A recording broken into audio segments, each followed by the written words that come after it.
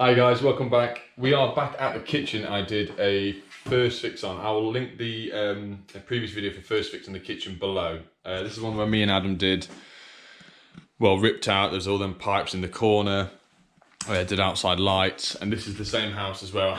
I drilled through in the lounge actually. Let's see if the holes. Oh no, my patching work's still there. So I'm second fixing today. Just a couple of sockets, hob, oven, some spotlights. So I'm going to get the spotlights done first. The board's going to get changed over. I've got a Fusebox board to go in there. So I'm going to get all this majority of stuff done. So today already has been a long day for me. I got up at 5:15 and I left the house at 5:45, and I had to go and see a job and do a job over in Tamworth. So for me it's about 50-55 minutes away from me. Builder rang me up. He actually picked my card up at the petrol station near my house, spoke to me. He only lives around the corner. We never really bumped into each other before. He's got a big job, and there's 3 terrace houses, massive terrace houses, all next to each other. They're all being absolutely gutted. So I went there to disconnect all the supplies and put literally a site socket in below every fuse board. So I went there first thing this morning, did all that. Spoke to him, sort of looked at what needs doing to a degree, because one of them used to be, I think, a care home. So it's all being ripped out, changed back into, I think what he said, it's 18 flats it's all being converted into. So it's a huge job for me. Fingers crossed I get it. So he's going to send me all the plans through later to go through. So that's that'd be an amazing video, but a lot for me. So whether or not they're going to do one house at a time, convert that into flats, do that, finish that, move to the next one. That'll be better for myself and the builder from what he said.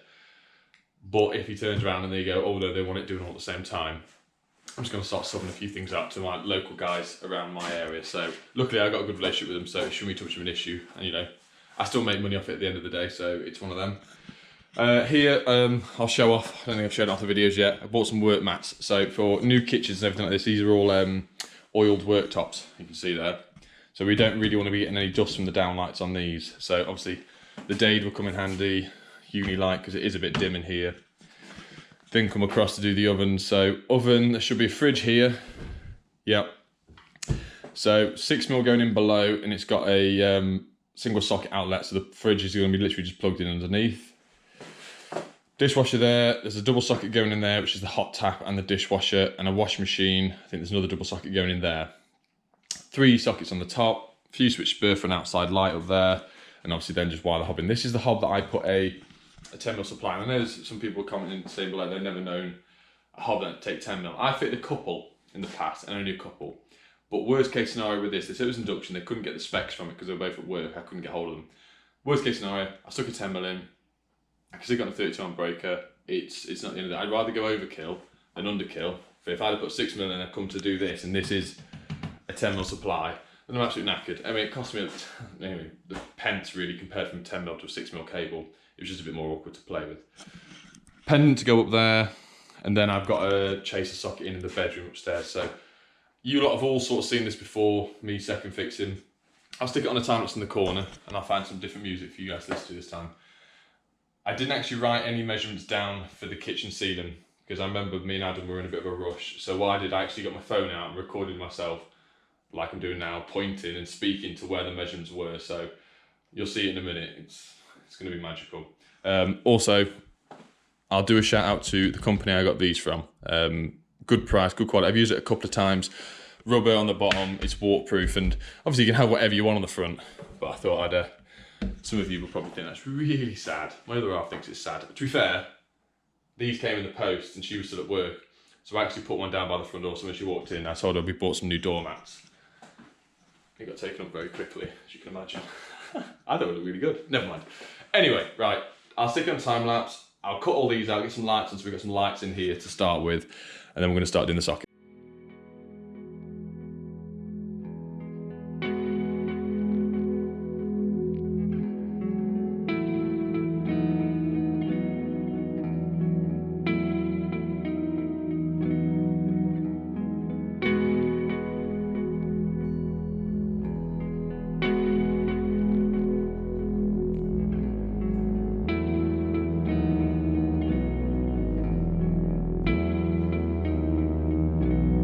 Well, that went absolutely perfectly. So, very nice. And, oh, perks of being tall, eh? Little top tip. If you're doing downlights and you know the ceiling's been overboarded, you would have seen from the last video, what I do, if I know it's been overboarded, and I'm always very good at where my cables are going to be, or should be until the builder moves them all out of the way with Celotex, is use a 4-inch hole cutter. So you'll be able to see the recess of the old plasterboard up there, which I pretty much got it smack on where it was. Use a 4-inch, so when you cut your holes after, first of all, your arms for your downlights won't snag. If the plaster's too thick, sometimes you have to get a pad saw or jab saw, whatever you call it, saw back so your arms can then spring down. Also, it just allows you a bit of free movement up there as well, for when you're trying to get the downlights up and down and whatnot. So I saw it on someone's video years ago, I think, and what I always do now, it is just a lot handier. So they're in. I'm just gonna isolate that of the board, snip that, put them up, and I'll get out a few lights and I'll run through which ones I'm using now.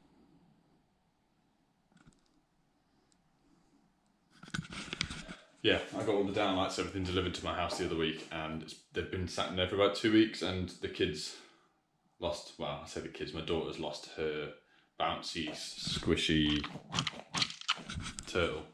Wonder where that went. Anyway, right, these are the downlights that I use, and these are www.downlights.co.uk. This is where I buy them from now. I've got the link for the discount code. I'll put it on the screen. I think it's capital Bundy 10. I mentioned this in a few videos back for the undercover lights I did.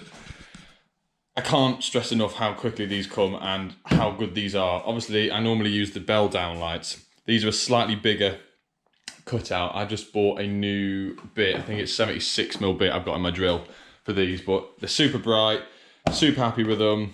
Nice quick connections on the back, so no more screwing. There's one thing I found when Adam started doing the bell downlights. Obviously, there's a bar, the bar that screws down the cables to support them. In the back has 4 tiny screws. Adam hates them, absolutely hates them. And I let him have a go one of these the other day. I have done a video. I did do some recording yesterday, but I'm not sure if this video is coming out first or that one. So you'll see. But I waffle about this in that one as well. But I'll put the links below for where I got my fuse board from. So you can use the discount code, the Fusebox board, the downlights. Check the website out. Awesome deals. And to be fair, they are the Fusebox board. That is the cheapest you can get them anywhere on the net. And then you can obviously get my discount code on top. So do check them out. And if you do get something from there, drop me a message. Let me know, because it is interesting to see who actually gets them or listens to me. Time lapse again. I'm just going to strip these, put them in. It's been isolated at the board. So yeah.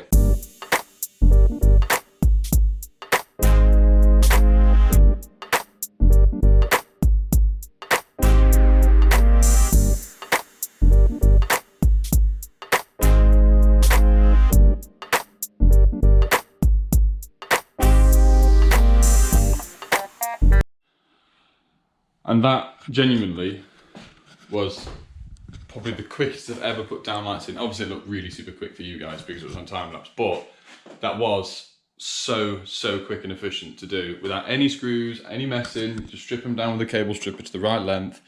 I know it's flickering like hell, and I really should have thought about doing these first before doing them for lights. So, oh God, it's awful, isn't it? Does that do it? Oh, I don't know. For what it's worth, if I'm going to record this, I mean, you guys don't really want me to record stripping back a socket and putting it on, to be honest. So I'll get all these sockets done, outside light and whatnot. I'll show you what I'm going to do with the hob and oven. And then obviously the most important thing is to get some footage of doing that with this light off. So give me probably an hour and I'll see them in. Okay, we're getting somewhere, and it's been about an hour for me, seconds for you. Sockets on. Oh, this light, I'm so sorry. Undercover lights on and in, exactly the same make as I did in the other videos. There's a Wago box on the top of there, clipped, lights in. What we've got in here is double pole isolator for the cooker. So it's got a 10mm run to it, but it's got a 6mm run from there, and it's going to be put on a 32 amp breaker. That's done. We've got socket in there for there, single socket down there for the dishwasher, sorry, washing machine, and a double socket there for washing machine. So that's all done. I'm attacking the oven next.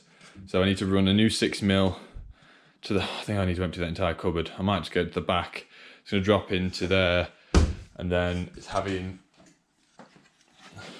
cooker socket and, cooker isolation and single socket for the fridge freezer.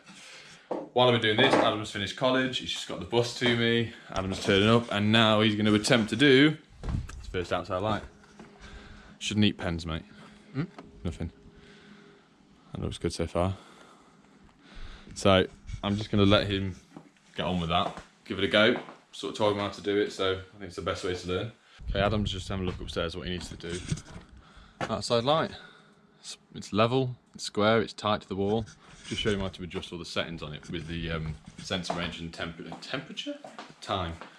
So it's getting good. What I'm finding is, he'll watch me do things a few times, I'll explain why we're doing it, sort of the different techniques that I use. Obviously people do it other ways. And then go and do that. You know what bits you need to get, have a crack at it. The power's off, he's not going to kill himself. Worst case scenario, he's going to get it wonky. He's not, he knows how to use a level, he just picks up, I don't even have to tell him anymore. So it's just really nice to see. Anyway, so Proteus board in here. This is the old shower 10mm that I was on about the other couple of videos back. Mains isolator, it's upside down, but it does the same thing. So I'll be isolating the power using that, pulling the cables out. The board's already labelled up. Where's the lid gone? Right, shed, cooker, that's the old cooker, that's cut off. Shower, which is cut off. Downstairs sockets, upstairs sockets, water heater, lighting, upstairs lighting, downstairs lighting. So fairly straightforward. And then obviously up here I've got my socket circuit for the kitchen and the 10mm feed for the hob, which is now going to become a 32 amp breaker because obviously it's a 6mm from the isolation. Yes, I could have run a 10mm from there to there for the hob, but I didn't. I just wanted to use 6mm. It's a bit easier to work with, especially in the back of a hob. If it's not meant to have a 10mm in the back, trying to get a 10mm and squeeze it into the connections is very tight. If you've been there and done it, you'll know exactly what I mean. Concrete slab, which is sort of what they build in these back in the day.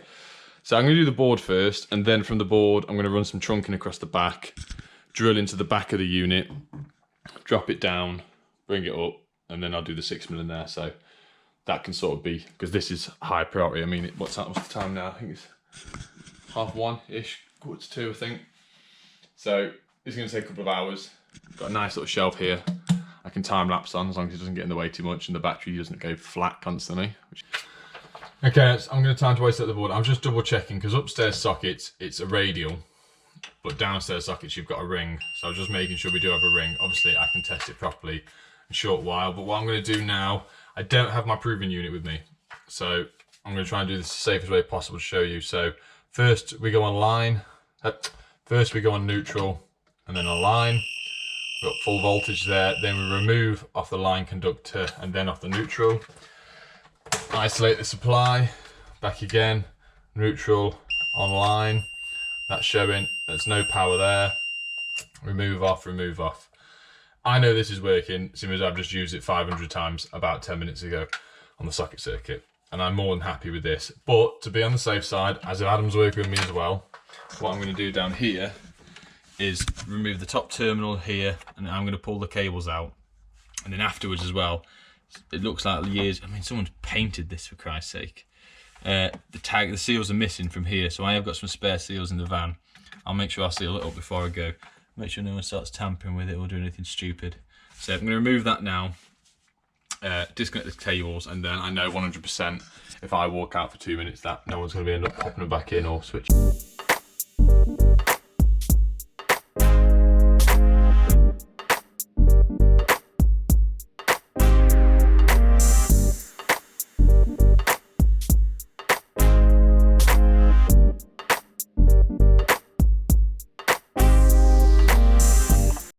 Okay, my weapon of choice today is the Fusebox board, the 14-way with an SPD.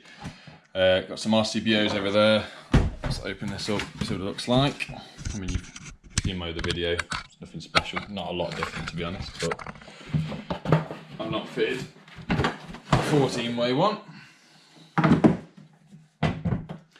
still do really like. Ooh, a snack! No, do not eat. I don't know whether you thought that was funny the first time or not, but I'm going to do it forever, so get used to it.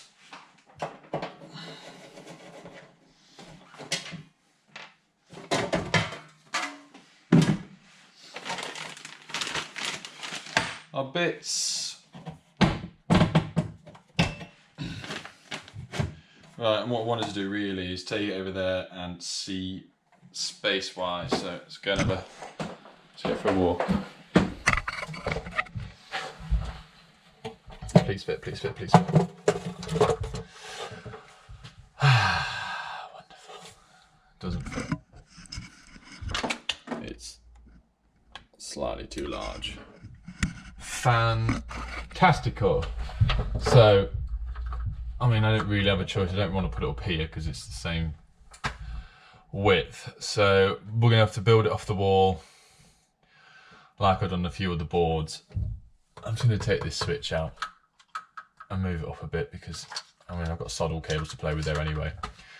Yeah, I'll bring it off there a bit, and obviously it's gonna have to come up a little bit because it can't sit flush on that because the lid lips over the bottom of the board, which I used to do when I used to fit I think I'm going to say it, back in the day when I used to fit Proteus boards, I had the same thing. I put the board straight up to a wall, put it on, and then the casings used to clip. No, it wasn't a Proteus board, sorry. It must have been a Hager board, because Proteus boards slide straight on, or the ones back in the day. And I couldn't get the lid on, so I ended up having to shift it all over while it was already pre-done. It was a nightmare. Anyway, I'll go and get some bits, I'll unscrew that, and then I'll pack it off the wall. Tempted just to replace this piece of trunking as well. I mean, I've still got the lid down here for it, but I'll upgrade that to the thicker one and just neaten it up, and then I'll move that switch out of the way. Would you believe it? I've just removed that. A little hidden bit of treasure there. Ooh! Know how long that's been there. Okay, a few different ideas or thoughts. I might as well record this and run you through what goes through my head when I'm doing this sort of stuff, instead of just saying, oh, this is the way we're doing it and that's it. I was thinking of using some 20mm couplers, metal couplers for the back, which I've used before on boards to brace it out. But there's a piece of wood there that's the right distance, and then I can run like it was before. The trunking can sit on that. I'll space it out on that, and it'll come, and it should cover up quite a few of these holes that I can then go into. Issue I've got is when I bring my tails in, this piece of concrete is in the way of their gland.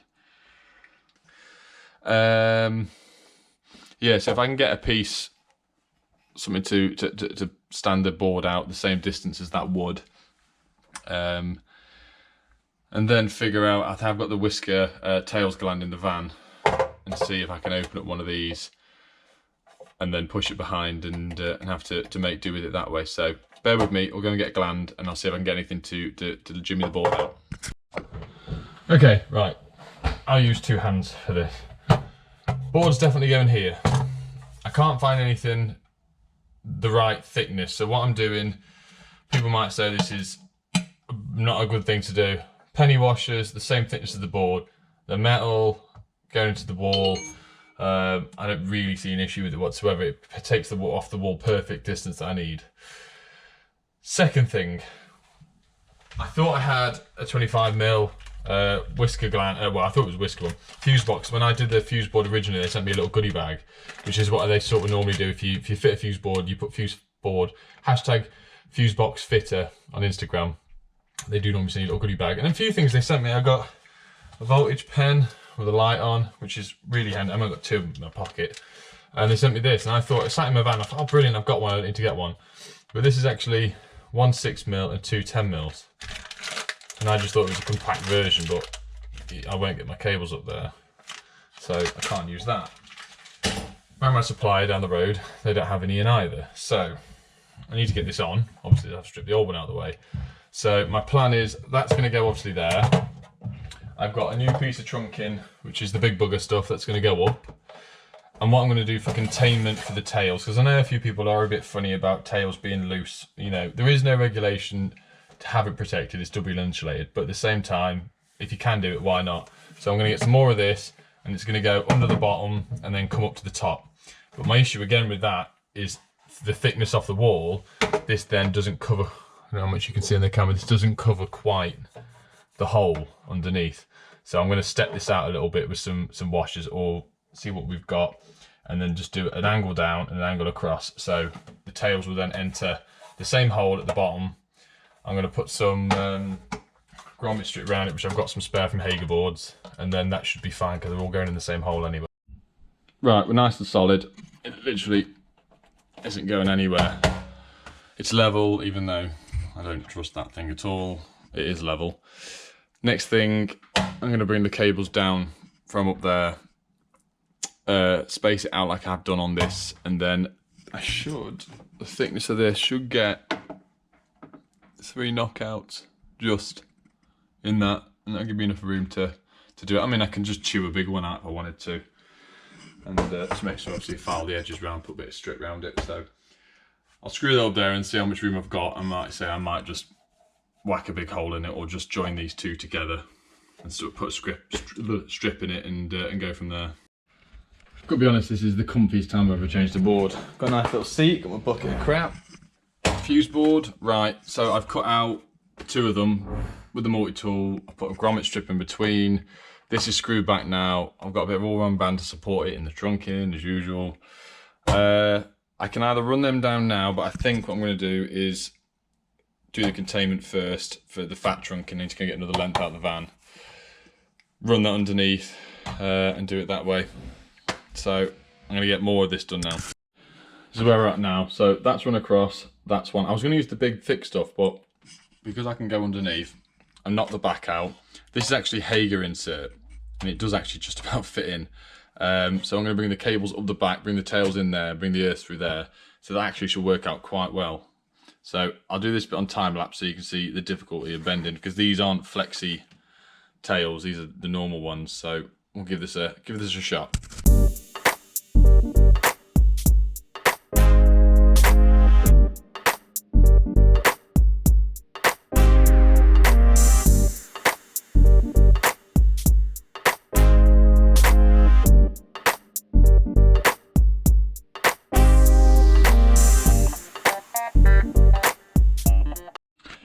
Okay, in. Next thing, drop these down. I might sort them out and then just do, like say, the 10mm first, then the ring, and then the then the radials, and then the lighting, sorry. And so I can just get it neat. You know, I like to do it neat, just get it as neat as I can in the board, and then I can sort of make them off. But I don't know how much spare cables I'm gonna have, so I'm not gonna join any of these. So I'm just gonna sort of make do with what they're, whether it's not the neatest board in the world. Time's running on a bit as well, so let's make a start.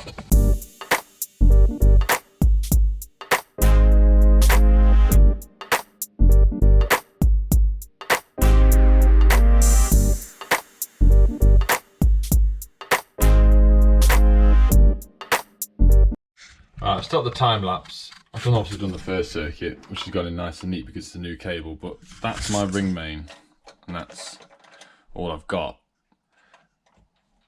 That will go in, I can put it on a 32 amp here, and the earths will reach the live, and the neutrals will reach, but not many more of these are gonna, someone snipped all the earths off really short. Not many more are gonna reach across. I like doing it in sequence, so you got you know, normally 32s, then you get your 20s or 16s, and then 6s going across the board. But I'm stuck because I want it to look neat, but at the same time I'll end up joining. I haven't got enough time to go wholesales or anything, so putting loads of Wagos in here and joining everything through, which is not the neatest. I mean, I did that before, and I think my 3rd video possibly, changing the fuse board. People went skits in the comments. Oh, shouldn't use Wagos in some trunking. There's absolutely no reason why not at all. They're contained. They're not gonna be able to touch them, and there's gonna be a lid on this. But it's not ideal yet. You could put them in another box separately, or even Wago them in the board. This is all down to the fact I'm just anal about doing fuse boards. That's literally all this is. So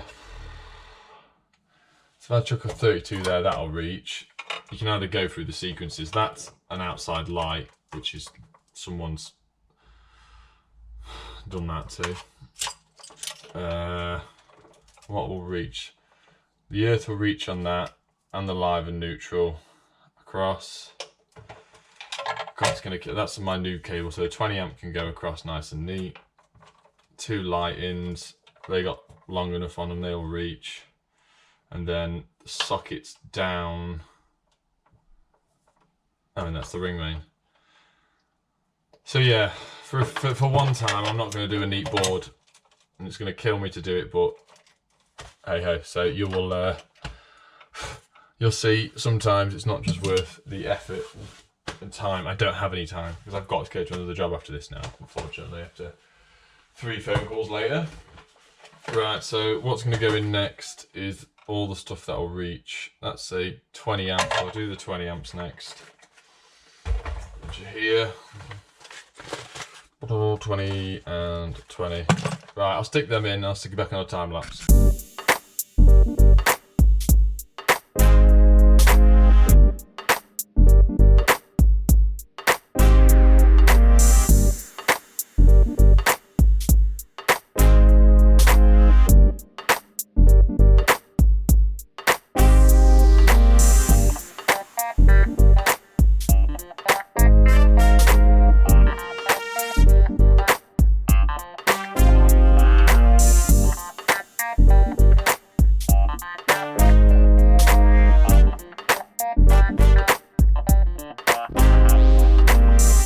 Sorry, the battery went flat as usual. Board's on now, that's on. I'm put the silicone on that because the cut is awful. Not the neatest board in the world, and my light went flat as well, so I did what I can do. Obviously, it is what it is. Some jobs you can, some jobs you can't. Last thing to do now, I'm waiting for Adam just to put that final socket on upstairs, then I can power up, and then I'm going to run across here and just stick the oven socket in the bottom. Since the last clip, it's now the next day. Customers all turned up, plumber turned up, kitchen fitter turned up. Stuff was landed on us. I got the board back on, I did a few checks, turned the oven on. Everything went on fine. I've got to do something else the next day now. Went to undo this light. One of the shades is smashed. I do tell customers all the time, which I've done and said in other videos, if you buy an expensive light fitting, it's got glass on it. As soon as you get it home, open it, check it. So now I've got to come back again to sort that out. Excuse me. There's nothing else to do. I had to rearrange. I know you got flickering again, sorry. I had to rearrange the undercupboard light because it was poking down below, and what I've done, you can see here, there's actually this gap where the pelmet goes on. Is a bit of a gap, so when the undercupboard light's on, it actually shines through. So what I've done is run a bead of silicone all the way across, just so it doesn't shine the light through there, and I put it on the angle bracket so it points the wall so they can't see underneath. Board now, I've charged everything up, got new batteries, torch, everything. That's what I use to write my stuff on. So I've got to label the board up, do a few more little tests, and then that's it for this place, finally. There'll be no more videos from this house, I can tell you that. They've had full use out of me. Annoyingly, which probably some of you lot get as well, put all the pins back, and obviously with these brushed ones, they come with flat pins, which you can't buy. Well, you probably can, but I've never seen them. For brushed ones, they're tied in all this. So I put all these back, and then the tile's going to come back, and then I'm going to have to come back again when they moan because the screws aren't long enough, and then I've ended up being round head screws to the flat ones. So what's the point in having it all plastered nice and flat when they're going to tie it? But anyway, I'll subject. I'll get my brother label printer out, label the front of the board up, and I'll run through that process with you, and then I'll just sort of bring it to an end. Oh, also, I had a message from Dan. He's back from his honeymoon. It's a lovely time. He said there's no videos for a little bit, obviously because he's getting back into work and all that sort of stuff. So I thought I'd put my my top on today, just so you won't miss him too much. That's so sad, I know. Okay, to use the brother label printer, I'm trying to do it so you can see. So turn it on, then I can connect across to connect the Wi-Fi, go across to the label tool, and what it is, it's if you go on patch panel. Oh come on, it worked. Right, ignore that. I've had to log on because I've got no internet here at all. I had to log on to the customer's Wi-Fi, I'll open this up. So you go down the port, go down to consumer unit, and then I think I'll have to do a 15-way. Main switch on the right, obviously no RCDs because we're all RCBOs. I'm gonna go with that one. I'm gonna try that one. So what we do is literally fill in from right to left, all the way across, click print, set the cable size, which on my one is 24mm because I've run out of my other ones as they broke. Right, that's that done. So I'm gonna fill in all these and then stick it on the main board and see what it looks like.